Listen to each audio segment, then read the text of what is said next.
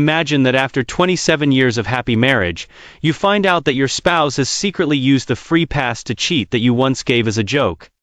How do you deal with such pain, and is it possible to rebuild the broken trust? Today's story with a similar plot. Enjoy watching it. Distrustful is a word I would never use to describe myself.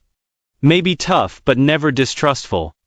My children, my friends, and especially my business partners know what a fair and balanced person I am, especially in a crisis situation. None of them could have imagined that everything inside me was destroyed, while on the outside I maintain my normal appearance. But now that I think about it, the word incredulous seems pretty accurate. It would seem that after 27 years of marriage you have seen everything, heard everything, and experienced everything. 2 children, Randy and John, are almost finished with college, 5 years of mortgage payments are left, and a consulting business that almost runs itself. You might think that I have everything, and I did until a couple of months ago. I won't bore you with the details of my life.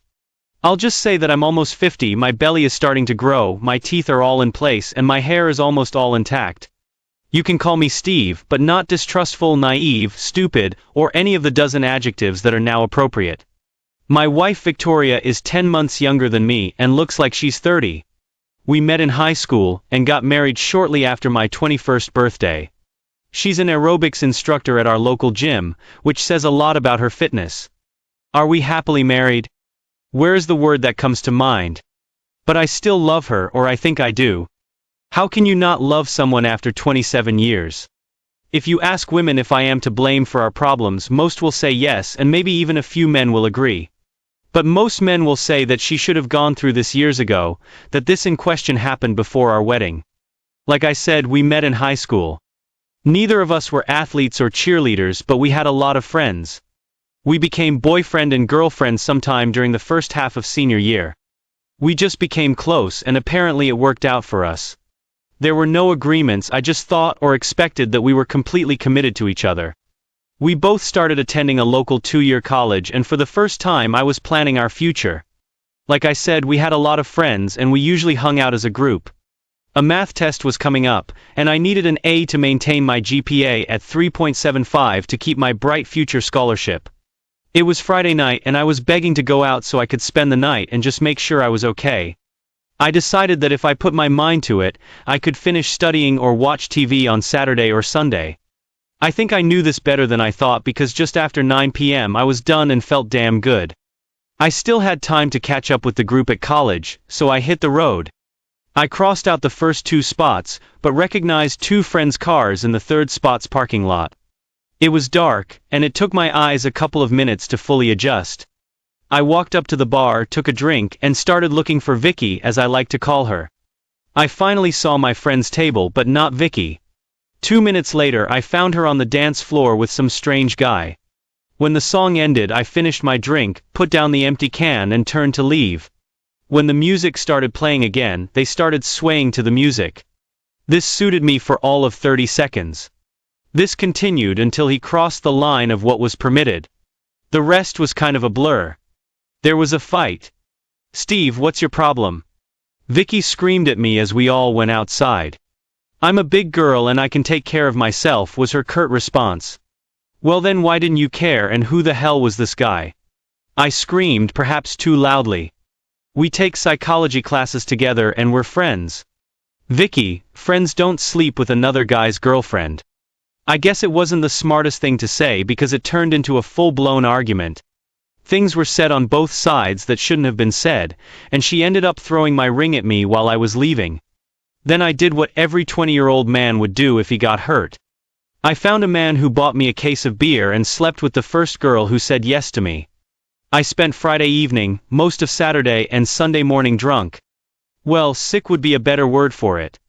The second worst thing about that weekend was that I didn't quite do well on the test on Monday and got a low B.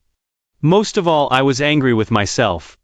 Rumors about my weekend reached Victoria, and she refused to even talk to me. She said we were done and that I should leave her alone. It took me a month before she even spoke to me, and that was after I had bribed all of her friends to plead my case. We met on neutral ground in the college student union. I begged, damn it, I begged for another chance. "Steve, you slept with Becky." She screamed at me. I know, but would you believe that I don't even remember how it happened? A probable story, she threw back at me. This is true. I don't remember much from Friday or Saturday night, and I'm still trying to forget Sunday morning, throwing up in the bathroom, Mom yelling at me, I said, trying to make her feel sorry for me. I think I went a little crazy when I saw him touching you. So now all of this is my fault, she asked. Listen, if his hands were where they were supposed to be, none of this would have happened. Steve, if you hadn't gone crazy and slept with Becky, we'd still be together. Vicky, did you sleep with him? She flushed at these words. Unlike some, I have self-control, she shouted, standing up. Well, your good friend says he did it. He tells everyone he beat me up and slept with my girlfriend. You're lying, she said, sitting back down. We spent the next half hour hardly saying a word. I kept apologizing and she finally stopped calling me names. Vicky said that maybe she really shouldn't have allowed him too much, but that doesn't justify my actions. It took almost a week of persuasion for her to almost forgive me. She agreed to meet the next weekend, but said we weren't together. After 2 months, I was able to convince her to become my girlfriend again. You owe me, is how she put it. If I ever, and I mean ever, screw up, I'll have a free pass. Understand? Hell, I would have agreed to anything to get her back and thought I was safe, at least until I screwed up again, which to my proud satisfaction never happened again. We got married 2 years later and moved into an apartment above her parents' garage. We both graduated from college and took entry-level jobs, starting our lives together. You could say we were a typical average couple who loved each other and were happy and content. Life continued in this way for more than 20 years.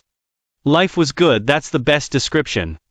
We were in our groove, and when Vicky wanted to quit her job and become an aerobics instructor, I didn't mind.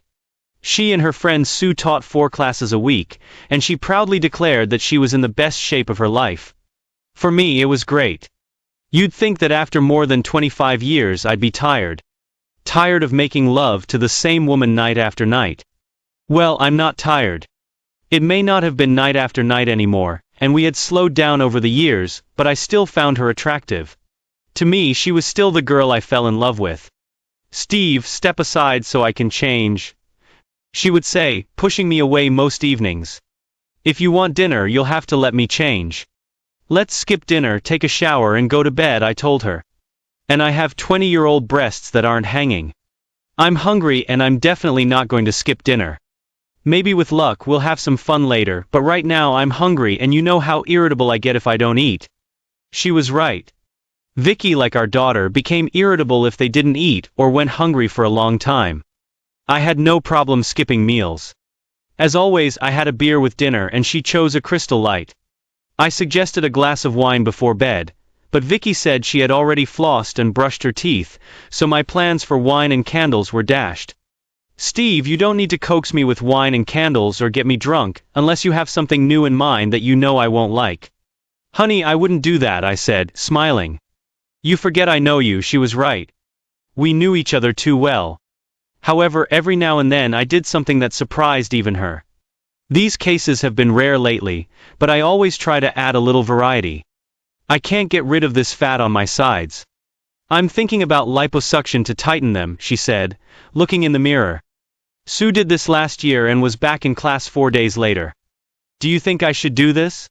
Honey, you're perfect, I said, patting the bed for her to sit next to me. Steve, I might actually do a little lipo here and there and maybe tighten them up a little, she said, holding up her small breasts. Love, no matter how many surgeries you have, you will never look like you're 20. To me, you're a fantastic woman I've had in my bedroom this week. Steve, I'm the only woman who's been in this bedroom in the last 20 years, she said, hands on her hips. So much the better. She did, and at my age I was happy with what I had. I've known some guys who were lucky enough to get into bed once a week. Steve, Sue and I are going to Tampa next weekend for recertification, she said over dinner the other day. I'll try to get certified as a Pilates instructor, and Sue is looking at spinning. We're leaving Friday afternoon and we'll probably be back late Sunday. It won't be cheap, but I have no choice. Do you want me to come with you?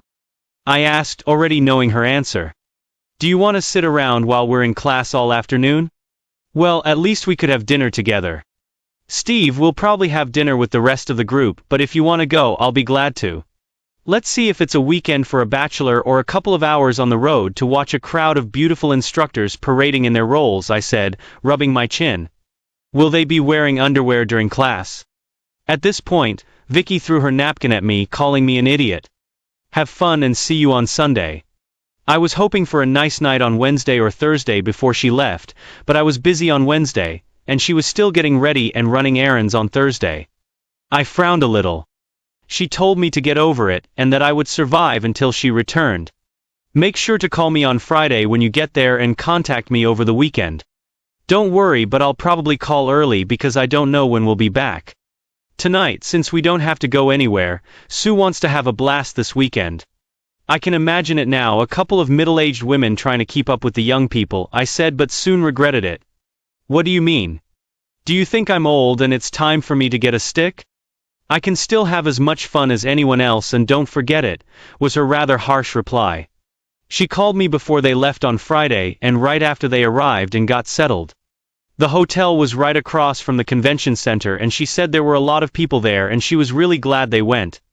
I'll call you on Saturday during the day. If I don't get through, I'll leave a message. I love you, she said, ending the conversation. Now, what should I do until Sunday evening? I occupied myself with work on Friday night and made plans to have dinner with Tim, Sue's husband, on Saturday night.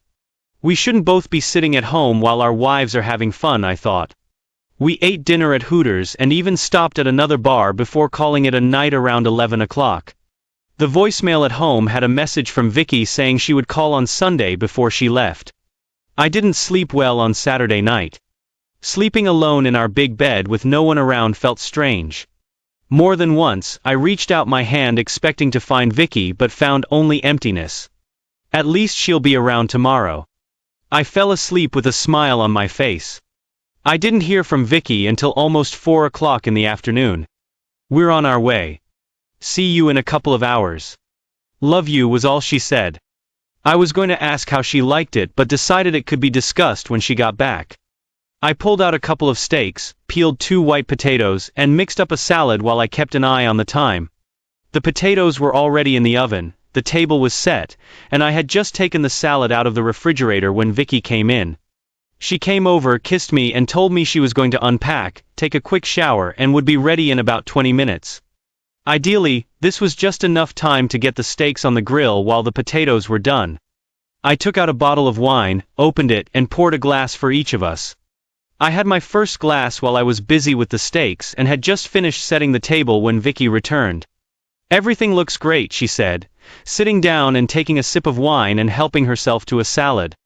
She said she was recertified in aerobics and Pilates, but Sue ultimately decided not to take up spinning. They were on the move all day, attending lectures or practical classes. Looks like you had a good time. Did you close the bars on Friday and Saturday night?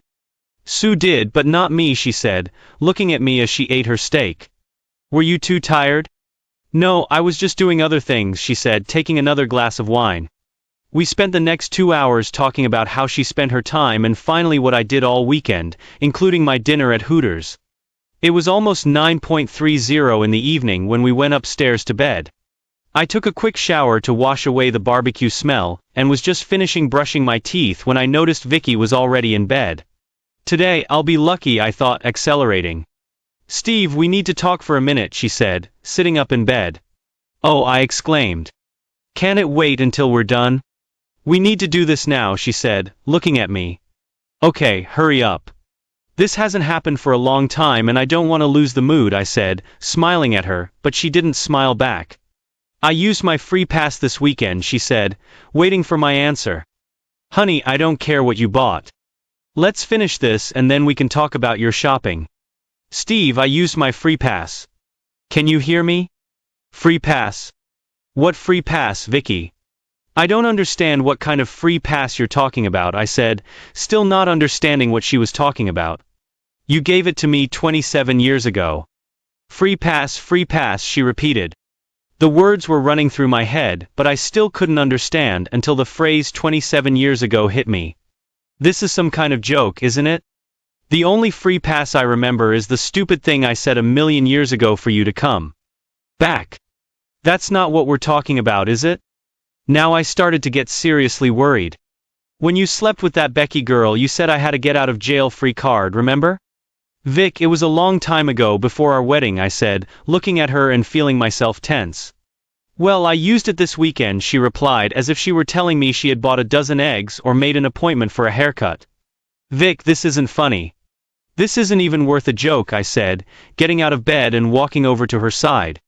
She moved away from me because when I called her Vic, she knew I was angry. Steve, you know I love you, right? Forget about the nonsense with love. What have you done? I slept with someone this weekend and took advantage of the free pass you gave me, she said, as I darted back and forth between the bed and the bathroom. I didn't plan this. It just happened. You would have realized that if we had gone further tonight, she said, holding onto the blanket.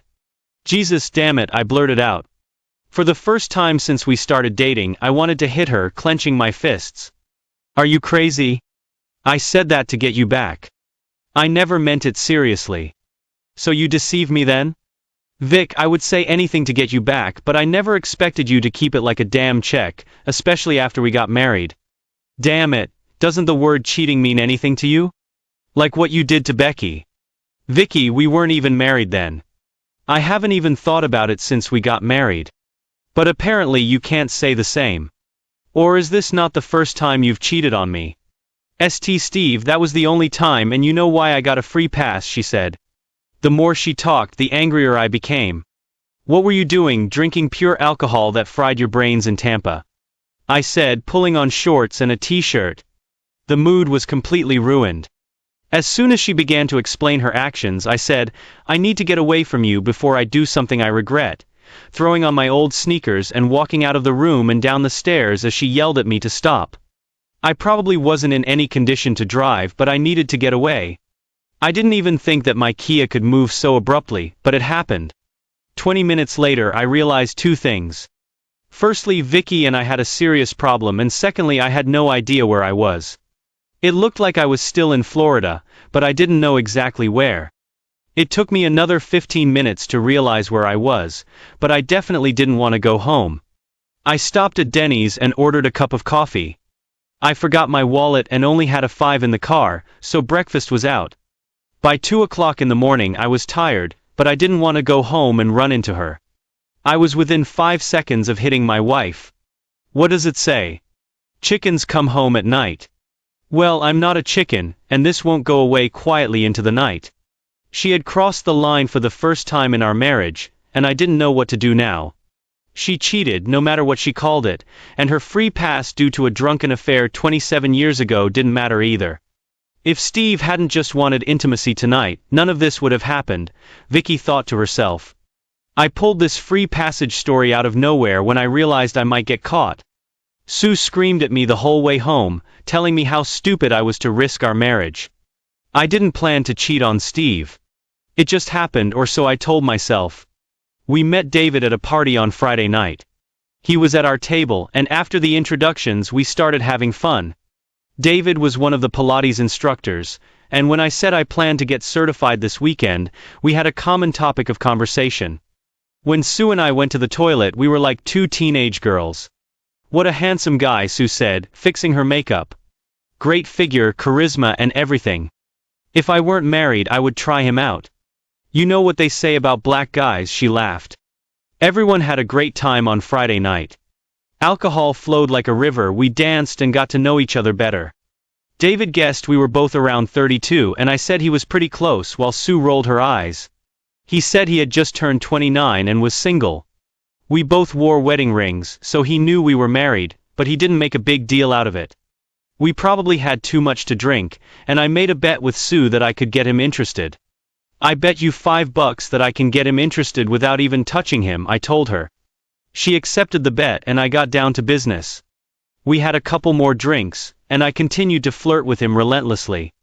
When he asked me for another dance, I winked at Sue as he pulled me onto the dance floor. The song ended and we returned to our table. Girls, we need to wrap things up. We have a big day tomorrow, Sue told us both. Big is the word of the night, I thought, agreeing with her. David walked us to our rooms and told us he would see us tomorrow in class. We went inside. I screamed and laughed as soon as I closed the door. Sue and I quickly ate breakfast on Saturday morning. Our first classes started at 8:30 and we needed to get moving. We joked with each other about the previous evening, but in the morning, it was time to return to reality. I didn't see David at dinner, but he found us around 7:30. We hung out with a group from another class. When he approached, I smiled at him and he gave me a big smile back. This is how our evening together began. By 9:30, Sue said that several of them were going to another club and asked if I wanted to join. Not today, I said, refusing. I'm tired, my legs are still sore from all that stretching. Okay, see you later, she said, and the six of them set off. It was just David, two other people and myself at our table.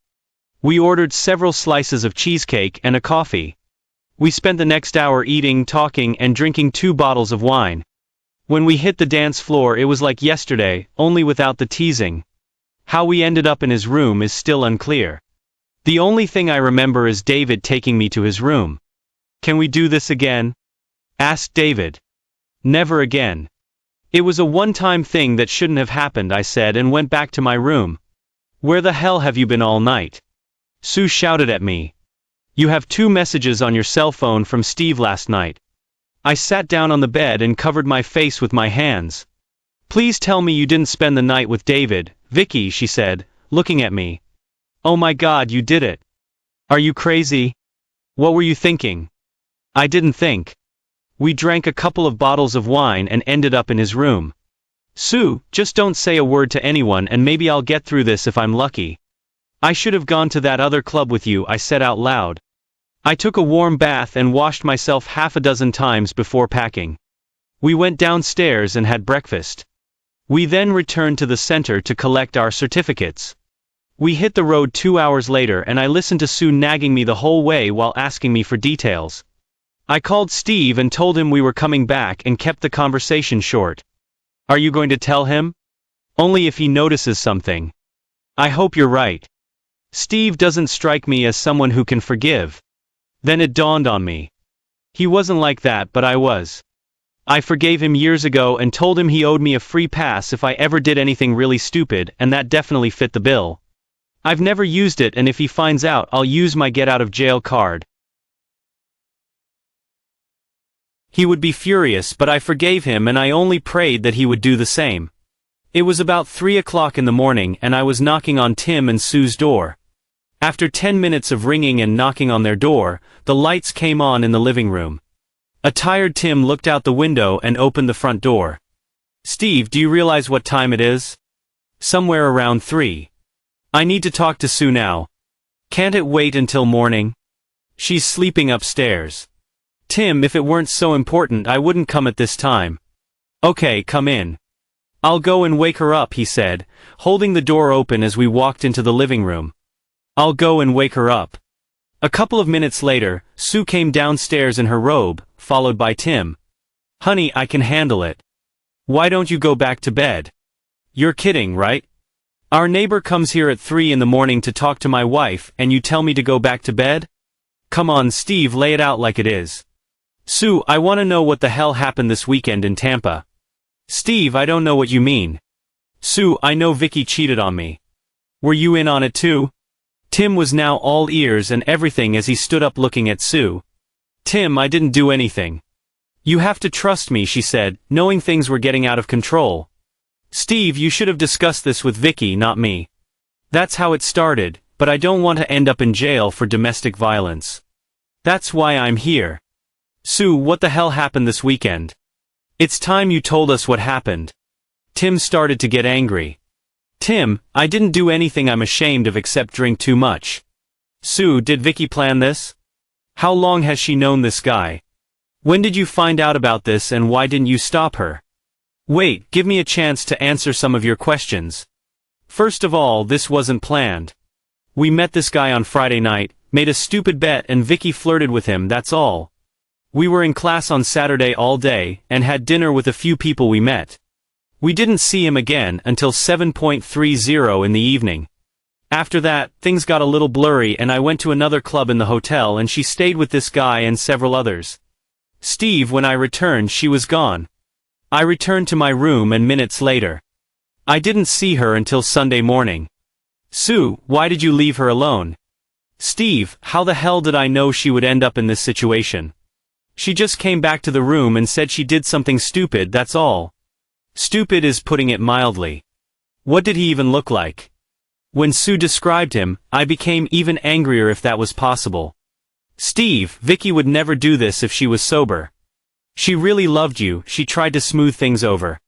She says she doesn't even remember how she ended up in his room, but she got there.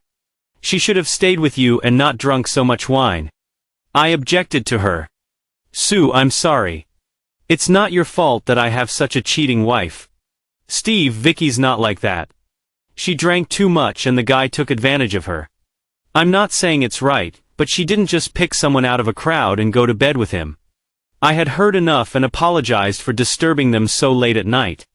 Tim told me not to freak out and that things would look different in the morning.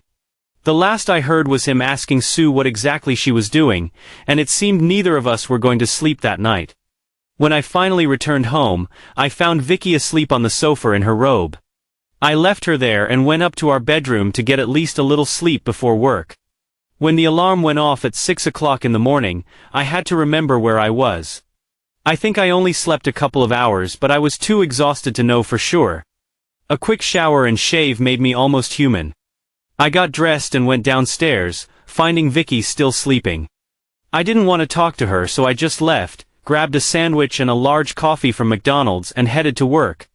In 5 minutes, I was eating at my desk and checking my calendar when calls started coming in on my cell phone, all from Vicky.